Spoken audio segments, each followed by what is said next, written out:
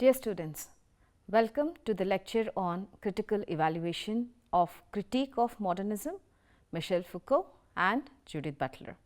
The lecture will give you the critical evaluation of postmodernism, Foucault and Parr. Second one, a critical evaluation of postmodernism, Judith Butler and gender.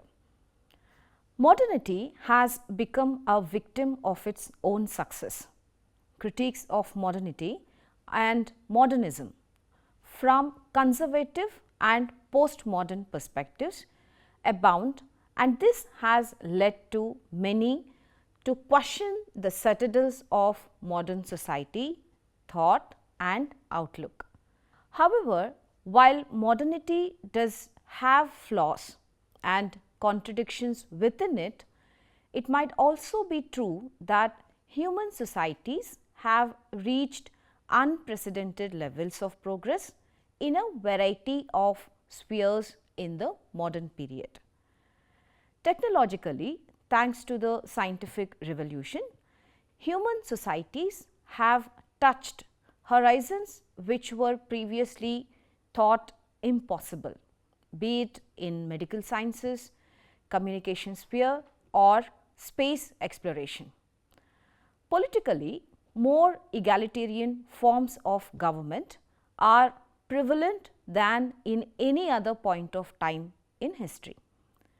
Socially, movements seeking the emancipation of historically oppressed races, classes and castes gained legitimacy and some success predominantly in the modern period.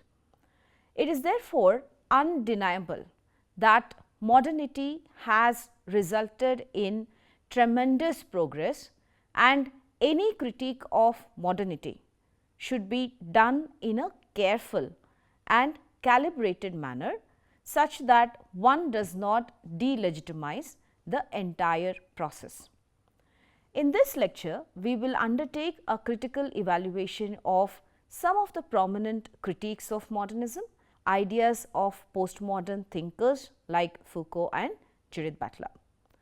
Let us begin by critically evaluating the criticisms levelled at modern art. Modern art has been criticized by traditionalists as being ambiguous and having a lack of coherence and meaning in artistic or philosophical works. The absence of clear structures and the embrace of ambiguity can make it challenging for audiences to interpret and engage with these works. They further argue that modernism's emphasis on subjectivity and individual interpretation can undermine shared cultural experiences and societal cohesion. However, such criticism skips over the reality that in pre-modern times, art was a privilege of the elite and powerful.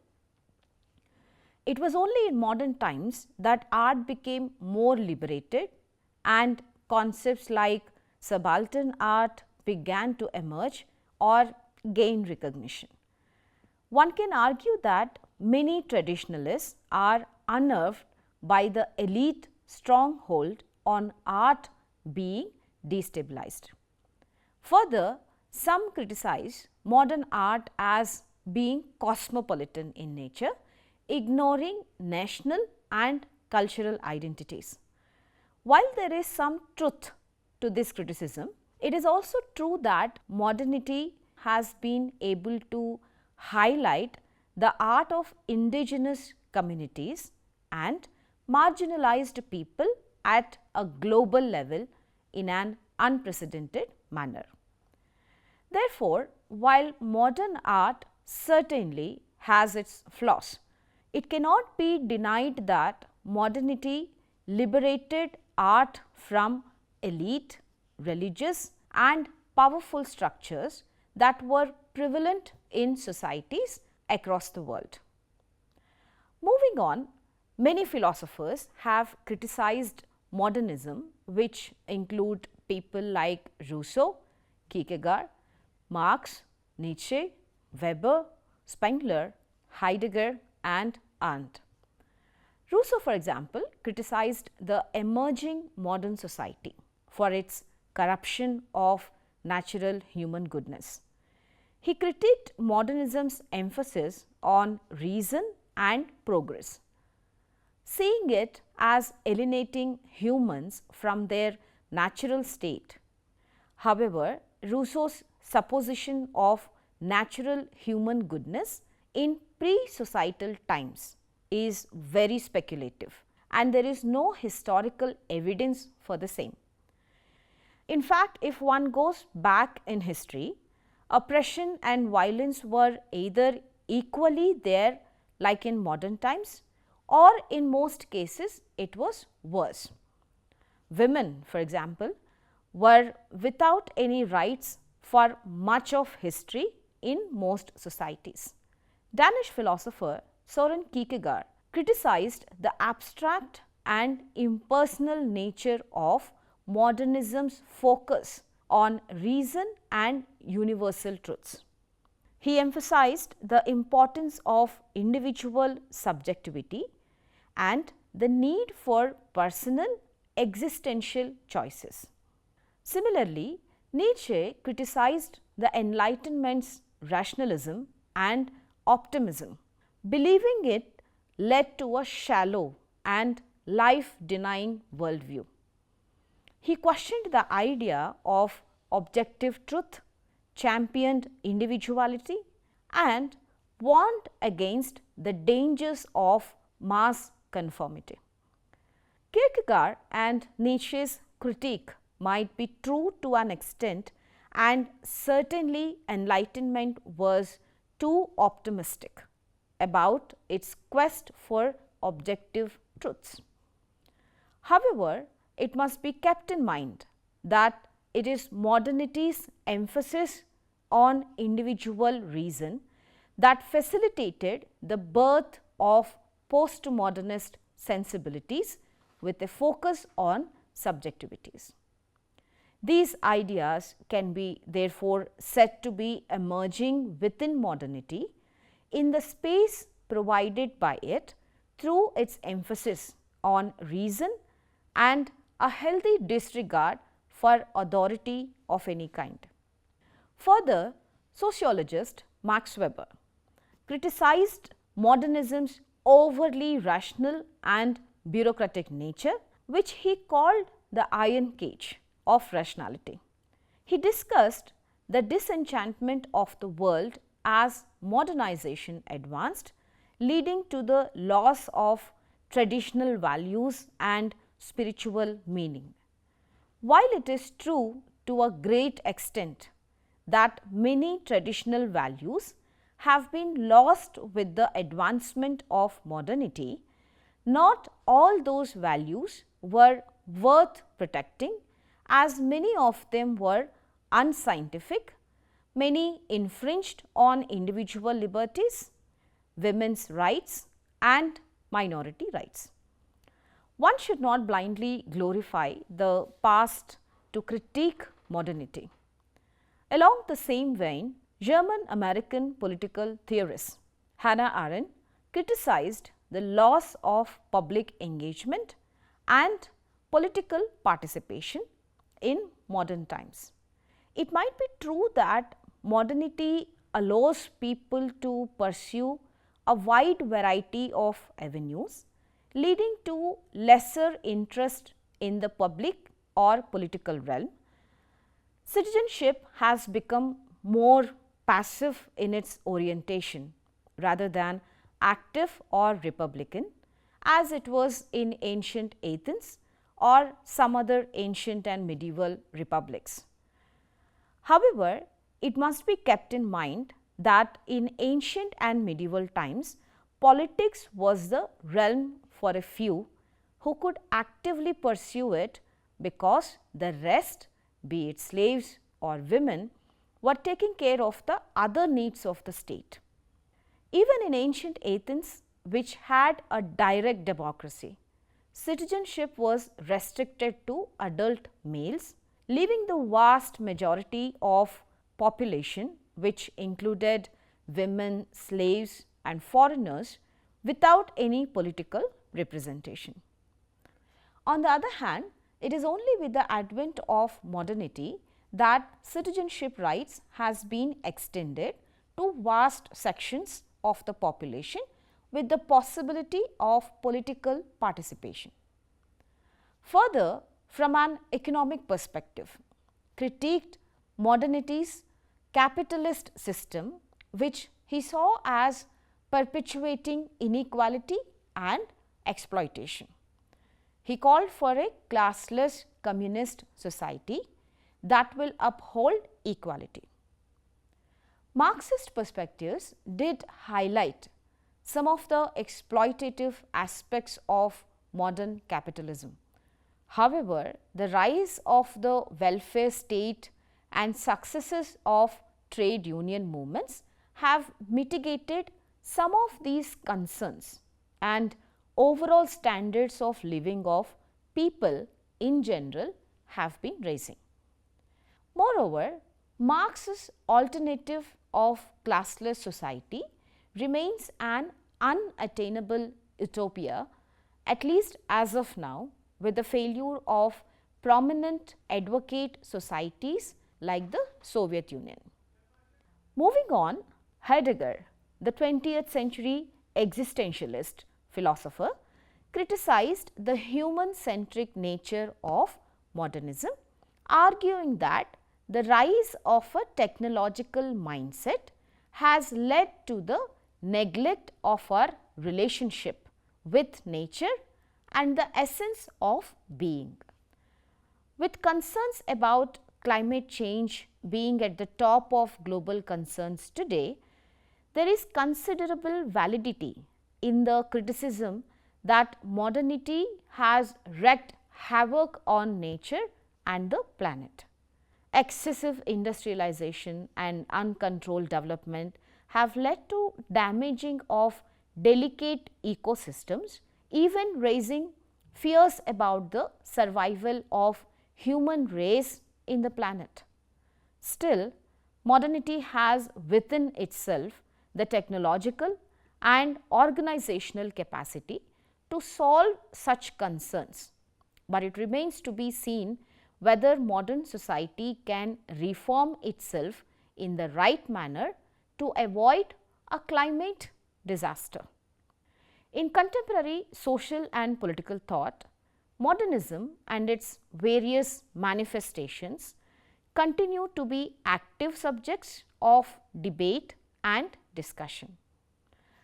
Many incisive and insightful criticisms have been levelled at different facets of modernism, which have greatly aided in our understanding of the modern condition.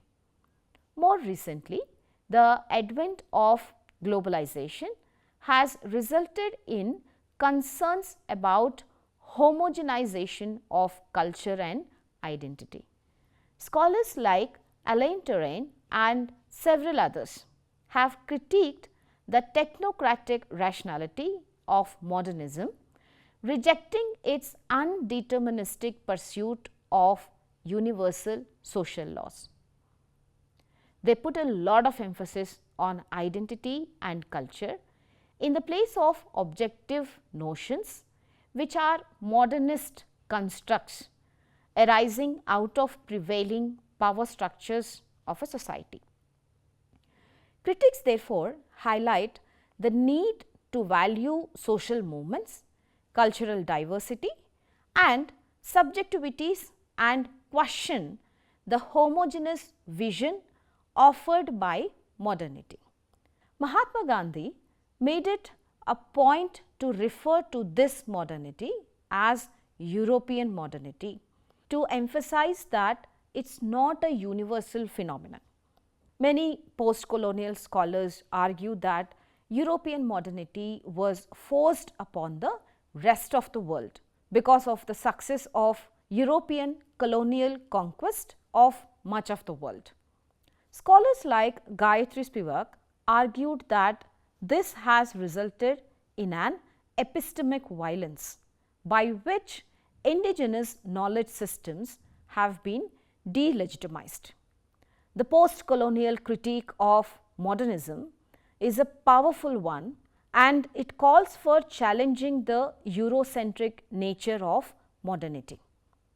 However, some scholars have also warned that this should not result in blind and jingoistic ethno-supremacist ideas, but a careful consideration of indigenous traditions and ideas without sacrificing some of the obvious gains of modernity, like increased rights for individuals and democratization of many societies. Let's move ahead to postmodernism, Foucault and power, the critical evaluation of it. Modernism celebrates concepts like progress, reason, universality, and a belief in the grand narratives of history. Postmodernism challenges these ideas and questions their validity.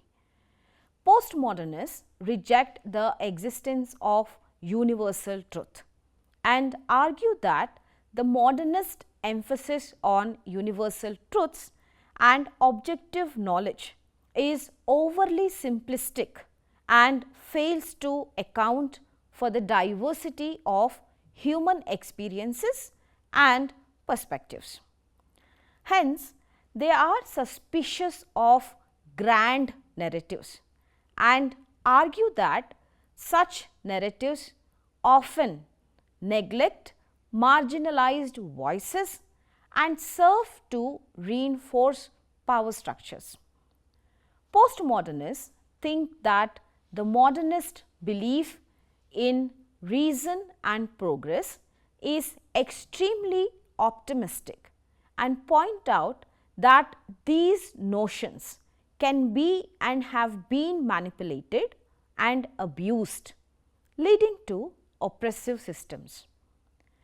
They believe that reality itself is fragmented and diverse, and therefore local contexts and individual experiences matter, making meanings unstable and hyper-contextual. Many postmodernists make these claims by deconstructing language and meaning to show how language can be used to manipulate and control ontological and epistemic realities. It's important to note that these criticisms are shared across most postmodern thinkers, even though there exists a wide range of perspectives within postmodernism. However, postmodernism has been critiqued from various perspectives. Postmodern thought has been accused of being vague, obscurantist, and ultimately meaningless. Richard Dawkins, a scientist and social commentator, famously wrote the following about postmodernism, and I quote, "Suppose you are an intellectual imposter with nothing to say, but with strong ambitions to succeed in academic life, collect a coterie of reverend disciples and have students around the world anoint your pages with respectful yellow highlighter. What kind of literary style would you cultivate? Not a lucid one? Surely, for clarity would expose your lack of content." Unquote. In this manner, postmodern scholars are questioned about the substance of their claims, with some critics arguing that postmodernists are stating the obvious and refusing to commit to any concrete positions to be taken seriously as an academic tradition. Thus, postmodernism is said to be anarchic in its orientation, offering merely critiques which are also obscure and giving no substantive alternatives of its own. Marxist critics label it as a bourgeoisie philosophy arising out of the frustrations and ineptness of living in a degenerating capitalist society. Some others have raised concerns about whether postmodernism can be practically adopted in governance, as a government has to take real-time decisions which impact millions and do not therefore have the academic luxury of reminiscing about the nature of realities.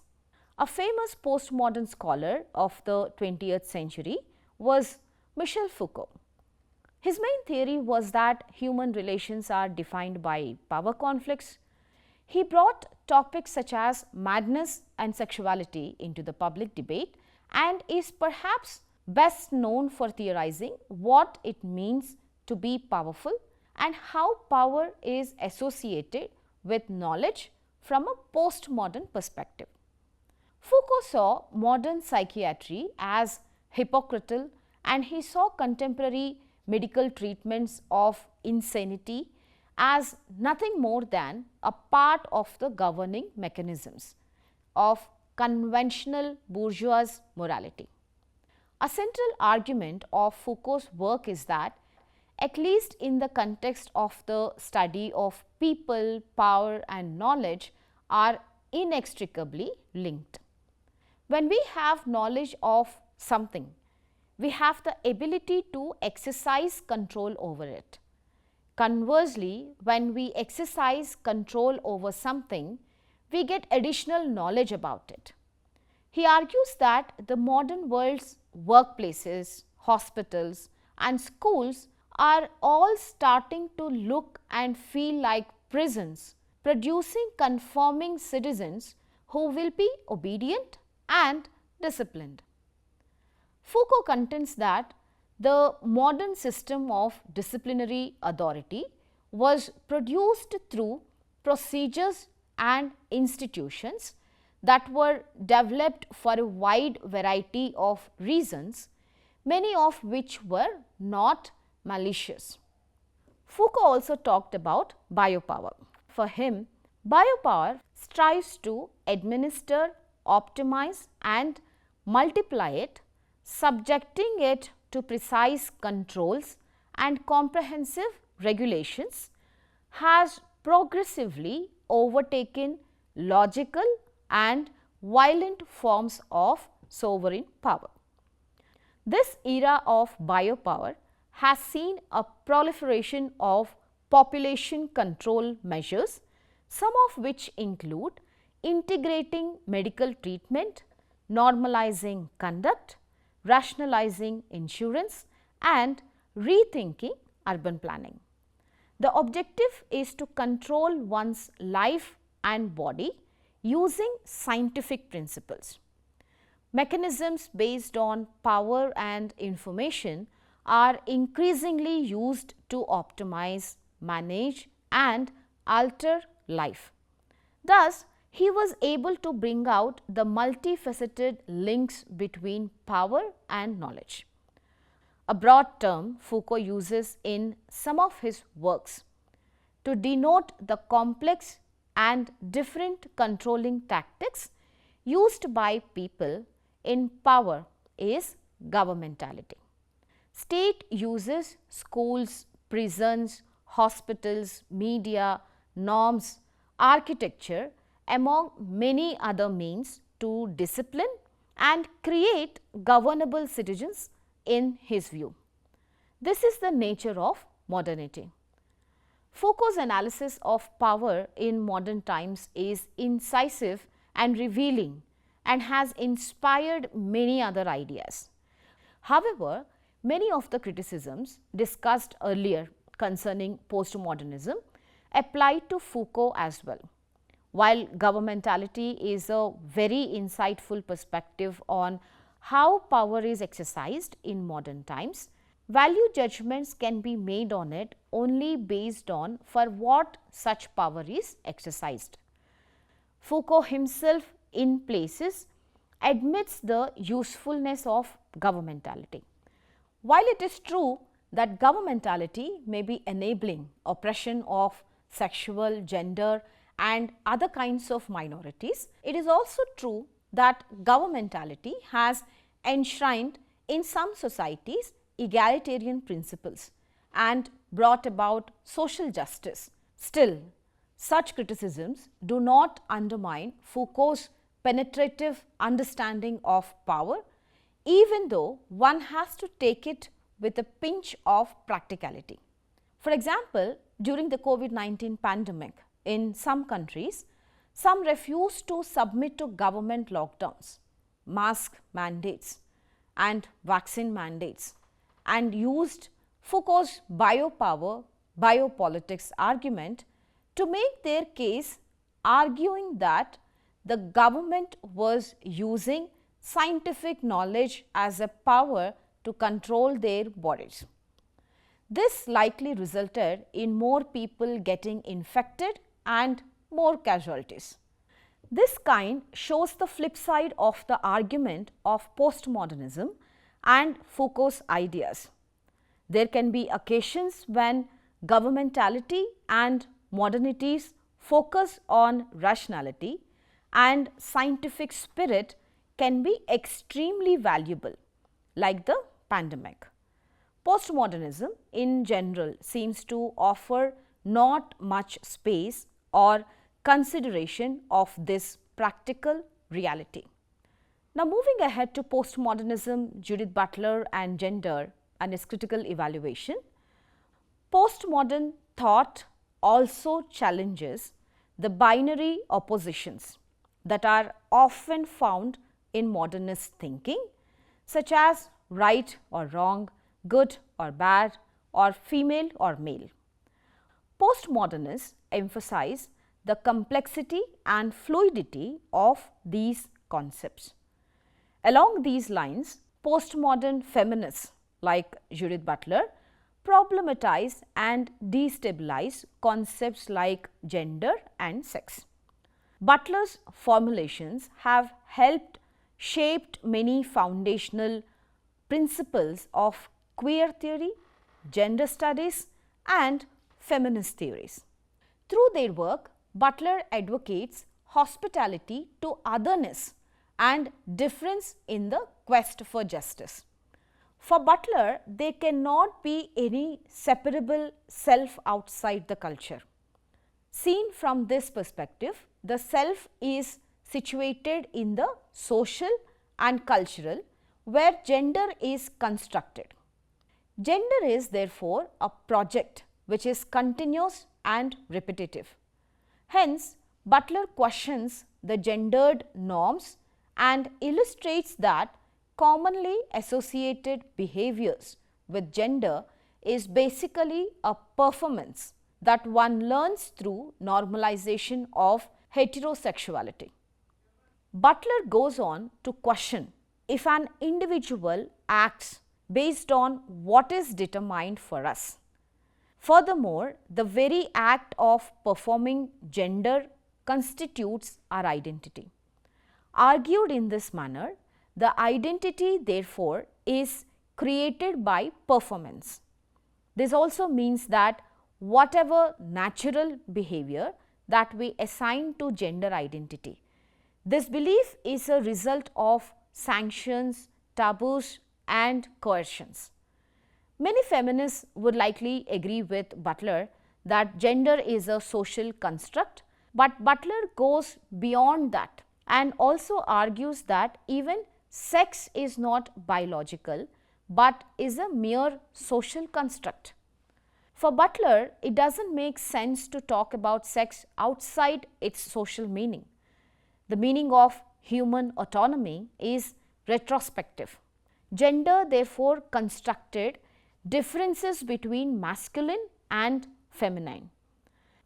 Sex isn't a given on which gender is imposed, but, I quote, a process whereby regulatory norms materialize sex and achieve this materialization through a forcible reiteration of those norms, unquote.